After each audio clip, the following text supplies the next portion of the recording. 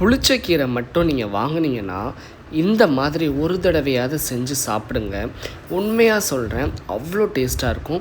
குழம்பு வைக்காத நேரத்தில் உங்களுக்கு இது அவ்வளோ ஹெல்ப்ஃபுல்லாக இருக்கும்.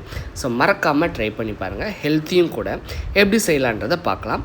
ஒரு பேனில் கடலைப்பருப்பு, உளுத்தம்பருப்பு, வெந்தயம் இந்த 3ஐயும் நல்லா ட்ரை ரோஸ்ட் பண்ணிடலாம். ஓகே, எடுத்து தனியாக வச்சிடலாம். அதுக்கப்புறம் அதே பேனில் கொஞ்சமாக நல்லெண்ணெய் ஊற்றி பூண்டை நல்லா தனியாக வறுத்து அதையும் வச்சிடணும். அது கூட காஞ்ச வத்தல் அதையும் அதே நல்லெண்ணெயில் நல்லா வறுத்து எடுத்து வச்சிடணும். ஓகேங்களா?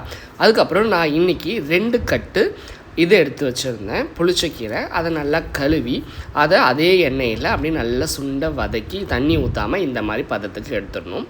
கூட நான் புளியும் நல்லா வதக்கி வச்சிருந்தேன். இப்போது மிக்ஸி ஜாரில் வறுத்து வச்சுருந்த கடலைப்பருப்பு, உளுத்தம்பருப்பு, வெந்தயம், பூண்டு, புளி, காஞ்ச மிளகாய், அதுக்கப்புறம் இந்த புளிச்சக்கீரை. ஓகே, இதை நல்லா சுடவும் அரைக்கலாம், இல்லை கொஞ்சம் ஆற வச்சு அரைக்கலாம். நான் இன்றைக்கி கல் உப்பு போட்டு அரைச்சி இந்த மாதிரி இந்த பதத்துக்கு எடுத்து வச்சுட்டேன். அதுக்கப்புறம் தாளிச்சிடலாம். ஒரு அடிகனமான பாத்திரத்தில் நல்லெண்ணெயில் செய்யுங்க, அப்போ தான் நல்லாயிருக்கும். கடுகு போட்டு பொரிஞ்சதும் உளுத்தம்பருப்பு, கருவேப்பிலை போட்டுட்டு நம்ம மிக்சியில் அரைச்சி வச்சுருந்த அந்த புளிச்சக்கீரை பேஸ்ட்டை போட்டு நல்லா மீடியம் ஃப்ளேமில் கிண்டிகிட்டே இருங்க. ஓகே, நல்லா எண்ணெய் பிரிஞ்சு வர டைமில் ஆஃப் பண்ணி சுட சுட சாப்பாட்டில் போட்டு சாப்பிடுங்க.